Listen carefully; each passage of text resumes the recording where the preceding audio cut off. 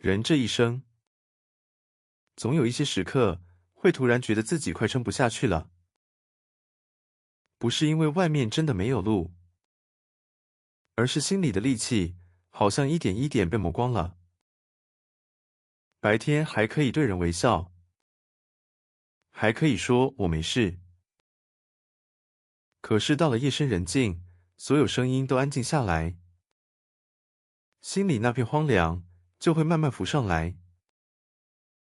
今天要谈的不是高深难懂的理论，而是阿弥陀佛早已留给凡夫的一条路。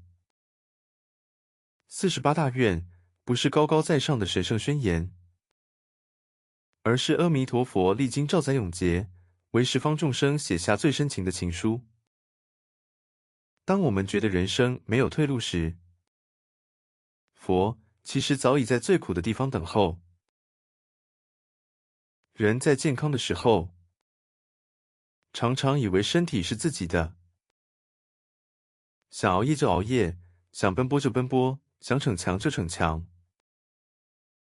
可是病苦一来，躺在病床上，看着点滴一滴一滴落下，听着仪器冰冷的声音，才知道这个身体其实一点也不由人做主。那时候，很多事情都变轻了。曾经放不下的名利、面子、比较、争执，在病苦面前，忽然都不那么重要了。人心里真正会问的是，如果有一天，这口气真的停了，我究竟要往哪里去？有时候，让人最痛的不是自己受苦，而是看着所爱的人慢慢离开。你可能曾经看过这样的画面：一个平常会说话、会煮饭、会唠叨、会叫你名字的人，有一天躺在病床上，变得很安静。你握着他的手，心里有很多话，却不知道从哪一句开始说。人生最无力的地方，就是明明很爱，却无法替对方受苦；明明舍不得，却叫不住无常。那时候人才明白，世间的爱很珍贵，却也很有限。再深的感情，也有不得不放手的一天。我们真正需要的，是一个超越生死的归处。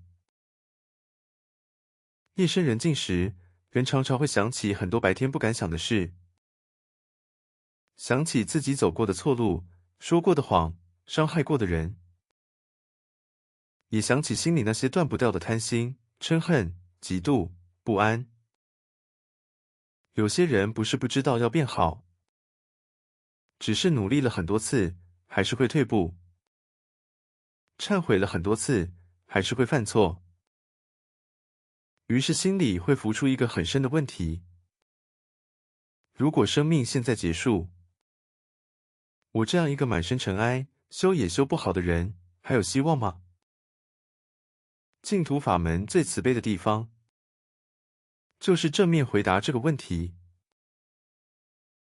世间常要求我们优秀、坚强、有用，你要表现好，才容易被肯定；你要有价值，才容易被需要。可是佛的慈悲不是这样，佛不是等你完全清净、完全坚强、完全没有烦恼，才愿意接纳你。真正的慈悲，是在众生最脆弱、最无助，甚至连自己都讨厌自己的时候，仍然不舍弃。阿弥陀佛的本愿，正是为这样的凡夫而发。不是因为我们完美，所以佛救我们，而是因为我们无力，所以佛为我们开路。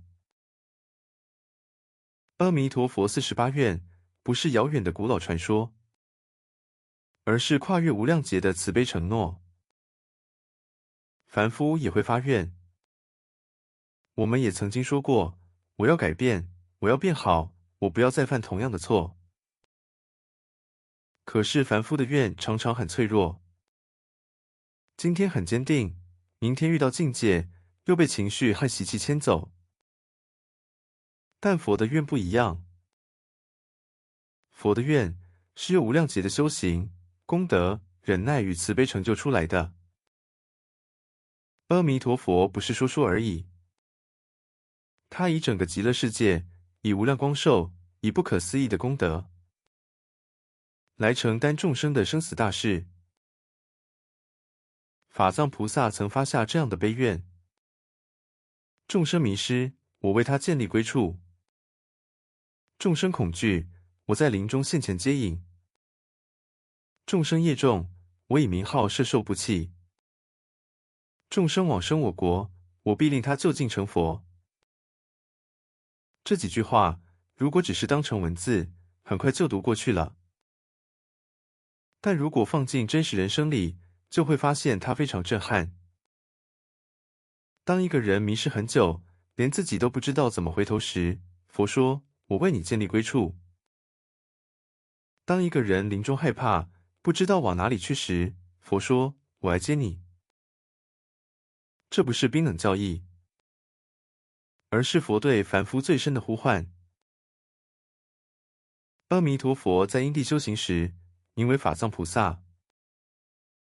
他在世自在王佛面前，看见十方世界种种国土，有些世界清净安乐，众生根器很高，修行顺利。但他也看见更多世界，充满生老病死、爱别离、怨憎会、求不得。他看见凡夫不是没有善心，而是常常无力。今天想修行，明天又被烦恼牵走；今天想改过，明天又回到旧习气。法藏菩萨看见这一切，没有责备众生。他不是说你们为什么不精进，他发的是另一种愿：如果众生自救不了，就由我来开路。48愿不是为少数圣者设立的高门槛。如果一个法门只适合心很清净、定力很强、烦恼很少的人，那我们这些普通凡夫该怎么办？我们知道道理，却常常做不到；知道要放下，却放不下；知道要慈悲，却还是生气；知道要念佛，却常常忘记。阿弥陀佛的本愿，正是为这样的凡夫开出一条归路。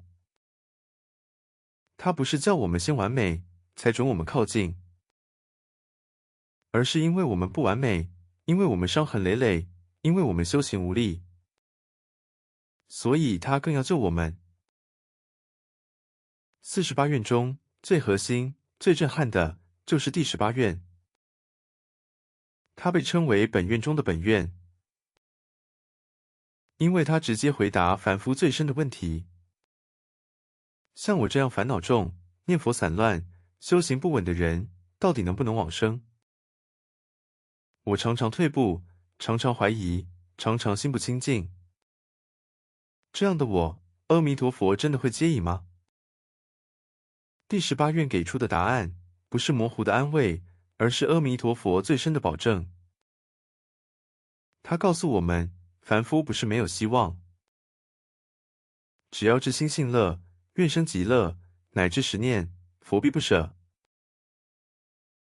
第18愿的大意是：十方众生只要至心信受、欢喜，愿意升到阿弥陀佛的国土，乃至临终只来得及念10声佛号。如果不能往生，法藏菩萨是不成佛。这里最让人震撼的是乃至10念，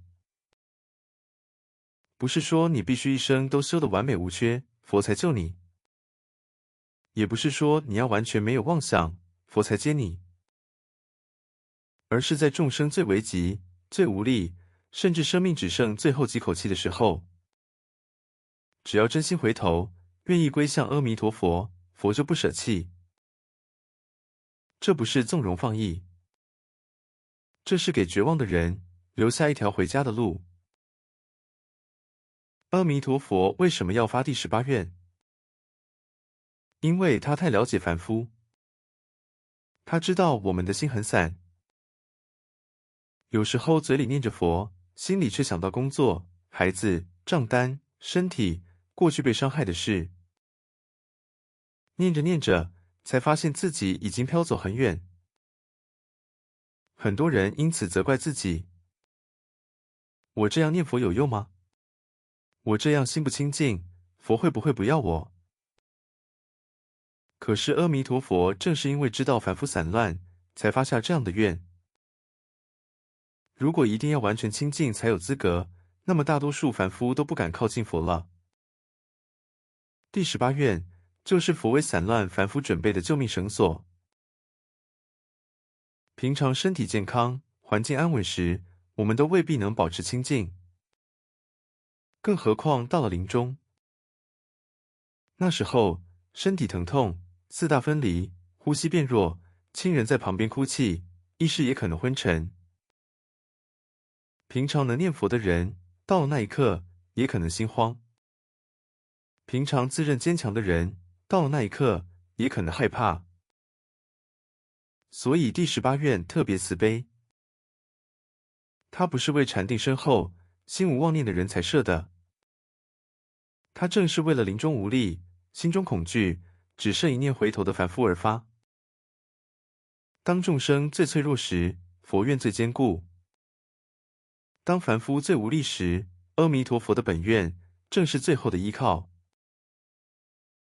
第18愿救的，从来不是已经没有烦恼的圣人，他救的是知道自己不清净，却仍然想回头的人，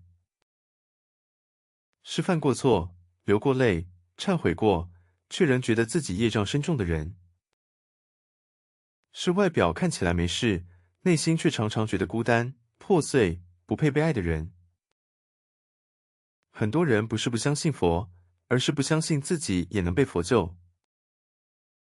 他们心里想：像我这样的人，真的可以吗？我念佛常常中断，脾气还是不好，心里还有很多黑暗，阿弥陀佛真的会接我吗？第18愿最让人落泪的地方，就是佛没有说：你先修到清净，我才来接你。他说的是：你若愿生我国，乃至10念，我必不舍。第18愿最不可思议的对比，就在这里。凡夫临终的时声佛号，也许只有短短几秒，甚至有时候只是一念真心的回头。可是阿弥陀佛为了等待这一声回头，已经修行无量劫，成就极乐世界，成就名号功德，成就光明摄受。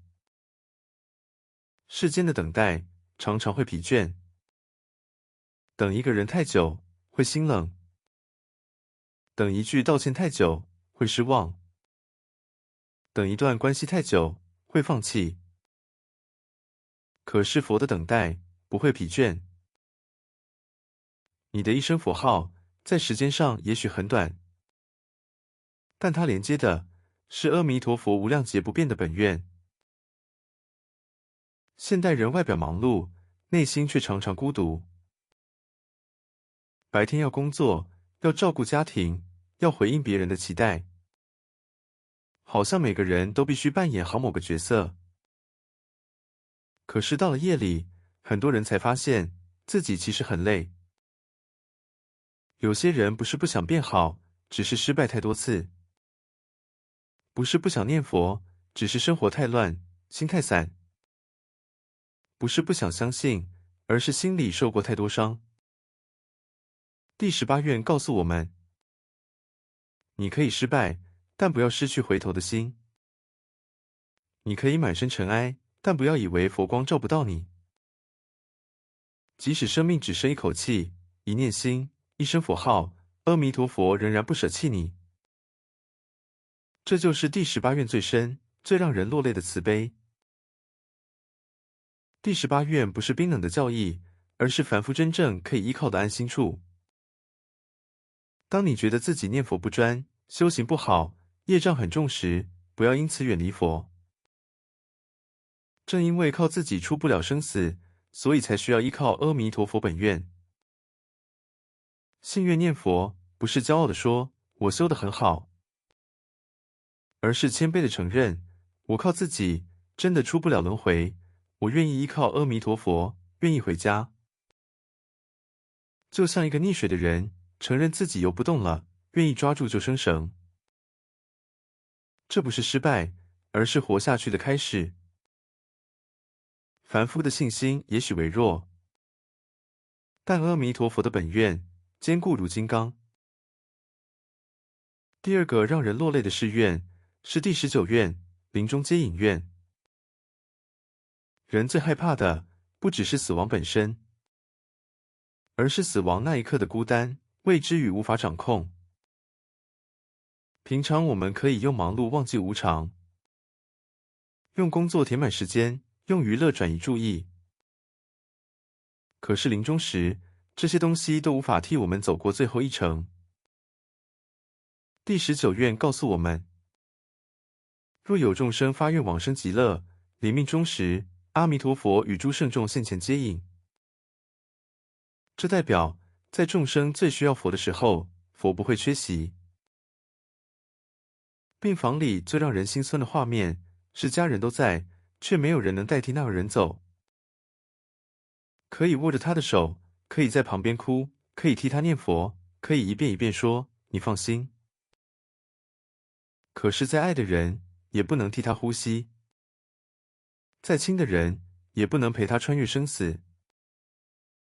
临终者心里最深的问题，可能不是我还有多少财产，也不是别人怎么看我，而是我即将离开这个世界，我要往哪里去？对没有依靠的人来说，死亡像黑暗；但对信愿念佛的人来说，临终不是孤单坠落，而是佛愿成熟的时刻。因为阿弥陀佛发愿，现前接引。第19愿最感人的是现前2个字。佛不是只在经典里安慰我们，不是只在佛像前让我们想念他，而是众生最惊惶、最无助的时刻，现前接引。就像一个孩子在陌生地方迷路，天越来越暗，人群越来越陌生，他越走越害怕。就在他快要哭出来时，忽然看见父母站在路口，向他伸出手。那一刻，他未必懂得所有道理，但他的心会安定下来。临终接引也是这样。当眼前世界渐渐模糊，亲人的声音慢慢远去，阿弥陀佛的大悲愿力来到面前。那不是死亡的黑暗，那是回家的光明。世间的爱很珍贵，父母的爱、夫妻的爱、子女的爱、朋友的情谊，都曾在生命里给过我们温暖。但世间的爱也有无能为力的地方。亲人可以陪伴，可以哭泣，可以念佛回向，但不能代替我们走过生死。所以临终真正重要的是有一个超越世间的依靠。第19愿安慰2种人，一种是害怕自己孤单离世的人，另一种是曾经陪伴亲人临终，心里留下遗憾与不舍的人。他告诉我们，生命最后一程不是孤单离开，而是佛圣来迎。世间的爱常常陪不到最后，佛的慈悲却在最后一刻最明亮。第3个誓愿是第20愿，系念定生愿。这一愿特别安慰现代人的散乱心。我们不是不想修行，而是生活真的太容易把心拉走。一醒来就是讯息、工作、家人的需求、生活的压力。有时候一天过完，才发现自己连安静念几句佛号的时间都没有。很多人因此责怪自己：我这样念佛有用吗？我心这么散，算不算没有诚意？第20愿告诉我们，不要因为散乱就放弃念佛。微弱的愿心也不会落空。很多人拿起念珠，才念几声，心又飘走了。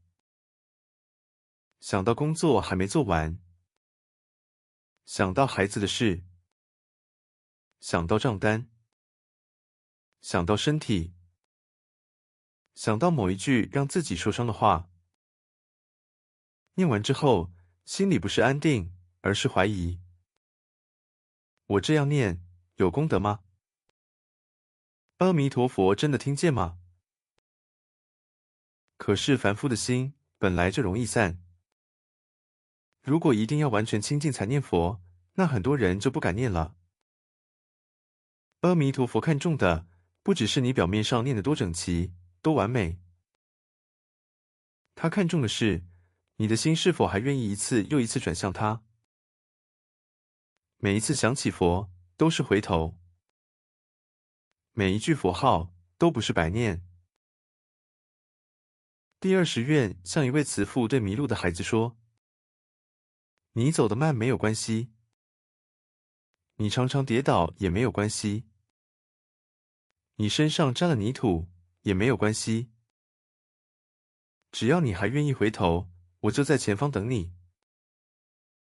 念佛也是这样，不要因为自己散乱，就干脆不念；不要因为自己做得不够好，就觉得没有资格靠近佛。生活中有太多事情会把我们拉走，工作、情绪、家庭、病苦、人际关系，甚至自己的妄想，都会让心偏离。但每一次你重新念起南无阿弥陀佛，就是把心转回家的方向。走得慢，不怕，怕的是忘了回头。而阿弥陀佛始终在前方等你。第4个誓愿是第11愿，必至灭度愿。这一愿告诉我们，往生极乐不是暂时休息，而是就近解脱的开始。凡夫在娑婆世界修行，常常进一步，退3步。今天听法很感动，明天烦恼又现前。今天觉得自己放下了，明天遇到境界，才发现其实还很执着。我们靠自己的力量，很容易浮浮沉沉，像在风浪里划船，刚前进一点，又被浪打回去。所以阿弥陀佛不只是把我们从苦海捞起来，他要把我们安置在一个不再退转的环境中，直到就近成佛。很多人以为极乐世界只是安乐的地方，其实更重要的是，那里是完成修行的道场。在这个世间，我们常被恶缘、情绪、习气拖走，想善却遇到诱惑，想静却被烦恼打乱，想念佛却常常被生活冲散。到了极乐世界，亲近阿弥陀佛，听闻妙法，远离退转因缘，众生自然稳稳走向菩提。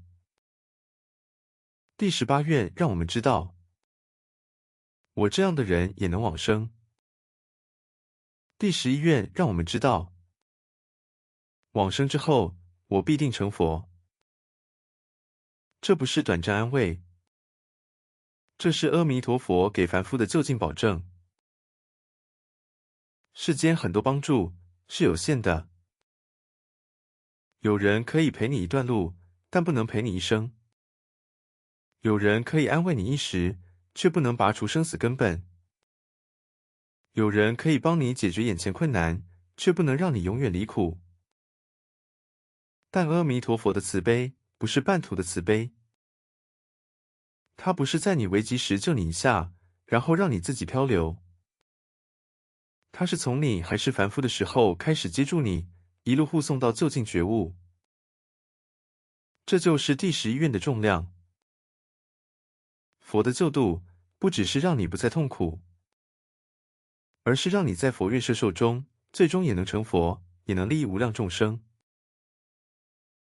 第12愿与第13愿是光明无量愿与寿命无量愿。光明无量代表佛的慈悲在空间上没有边界，寿命无量，代表佛的救度在时间上没有尽头。这对凡夫很重要，因为我们常常觉得自己被遗忘了。在这么大的世界里，我的痛苦有人知道吗？我在这么深的黑暗里，佛看得见吗？我已经迷失这么久了，佛还会等我吗？光寿无量愿回答我们：无论你在哪里，佛光照得到；无论你迷失多久，阿弥陀佛都还在等你。佛光最感人的地方，不是只照亮已经清净的人，而是特别照向黑暗中的人。世间的人常常喜欢靠近成功、光鲜、让人舒服的人，可是佛光不嫌弃破碎，不嫌弃污浊，也不嫌弃一个人曾经走过多少错路。有时候，你可能觉得自己很糟，觉得心里有太多黑暗，不敢靠近佛。可是请记得，你越是在黑暗里，越不要以为佛光照不到你。阿弥陀佛的光，不是审判你的光，是救你的光。你越黑暗，佛光越是为你而来。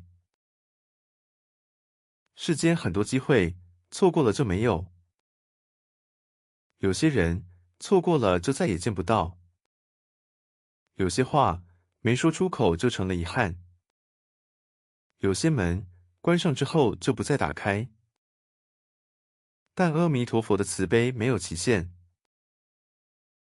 年轻时念佛，蒙佛摄受；年老时念佛，也蒙佛摄受。临终一念回头，仍不离佛愿。这不是鼓励拖延，而是告诉绝望的人，你还有路。无论你迷失多久，阿弥陀佛都还在。无论你走得多远，只要愿意回头，佛的本愿都没有离开。佛的等待没有疲倦，佛的救度不会过期。第17愿是诸佛称名愿。阿弥陀佛成佛时，十方无量诸佛都称扬赞叹他的名号。为什么需要这一愿？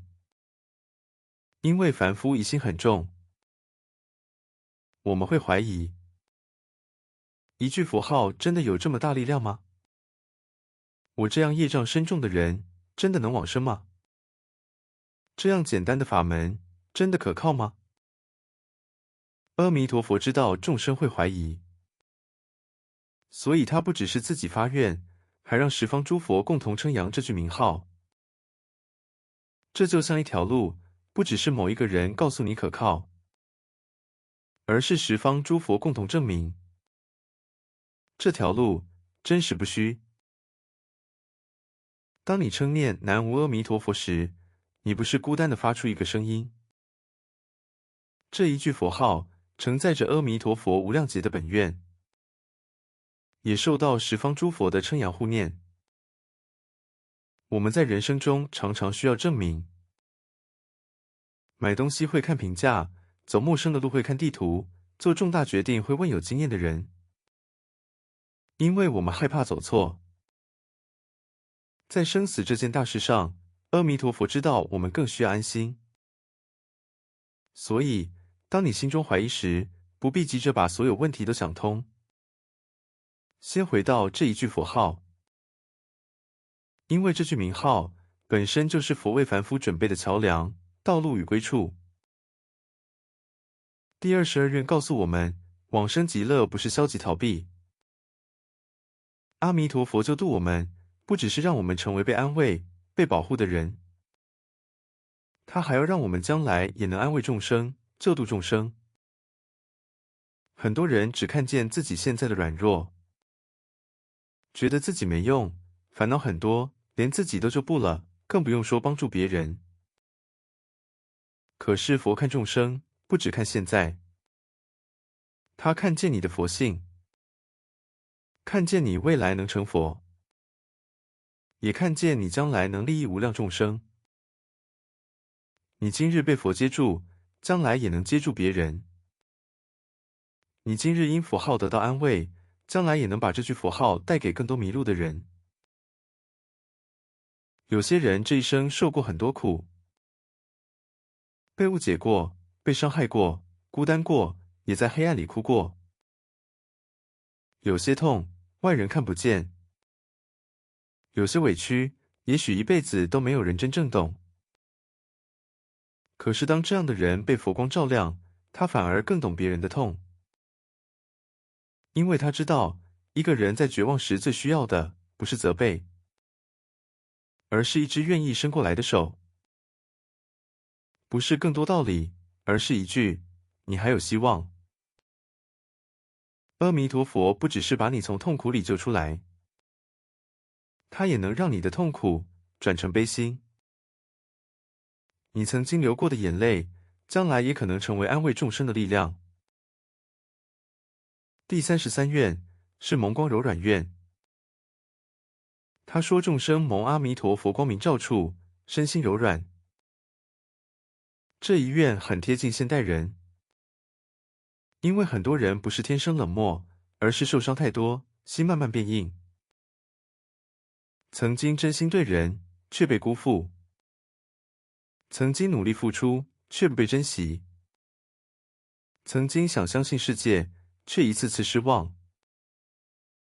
于是我们用坚强保护自己，用冷漠当盔甲，用忙碌掩盖脆弱。可是心变硬之后，其实自己也很累。阿弥陀佛的光，不是责备你的光，而是温柔的照着你，让刚硬的心慢慢柔软。念佛久了，不一定马上有惊天动地的感应，但心会慢慢变柔软。以前很容易生气的事，慢慢能停一下；以前很难原谅的人，慢慢不再那么恨；以前对自己很严苛，也慢慢能升起一点慈悲。这不是因为我们突然变得完美，而是因为佛光一次又一次照着我们。阿弥陀佛不是逼你立刻改变，他是用光明慢慢融化你的刚硬，让你在佛的慈悲里慢慢回到清净与善良。很多人活得太久，心里有太多防备，而蒙光柔软愿告诉我们，你可以慢慢放下盔甲，在佛光里，你不必一直逞强。回头看这几个誓愿，我们会发现，它们不是抽象愿文，而是一层又一层包覆凡夫的慈悲。第18愿，给我们往生的保证。第19愿，接住临终的恐惧。第20愿，安慰散乱的心。第11愿，保证我们就近成佛。光寿无量愿告诉我们，佛的光明无处不到，佛的等待没有期限。诸佛称名愿，为一句佛号做最深的证明。一生补处愿告诉我们，被救的人，将来也能救人。蒙光柔软愿，则融化我们受伤而刚硬的心。这些愿合起来，就是阿弥陀佛对凡夫最深的呼唤。你若苦，我知道；你若怕，我来接；你若念我，我必不舍；你若愿生极乐，我必令你就近成佛。愿我们在顺境中不忘念佛，因为顺境容易让人迷失，容易让人以为自己可以掌控一切。愿我们在逆境中更以佛愿，因为逆境虽苦，却也提醒我们世间无常，真正可依靠的是阿弥陀佛的本愿。愿我们在平日称念佛名，走路时可以念，烦恼时可以念，睡前可以念，病中可以念，不必等到自己很清净才念。正因为心不清净，所以更要念佛。愿我们在临终时蒙佛接引，愿那一刻不是恐惧，不是黑暗，不是孤单，而是阿弥陀佛与诸圣众现前，光明照耀，莲花迎接。愿一切苦恼众生都能听闻阿弥陀佛名号，信愿念佛，往生极乐，就近成佛。南无阿弥陀佛。南无阿弥陀佛。南无阿弥陀佛。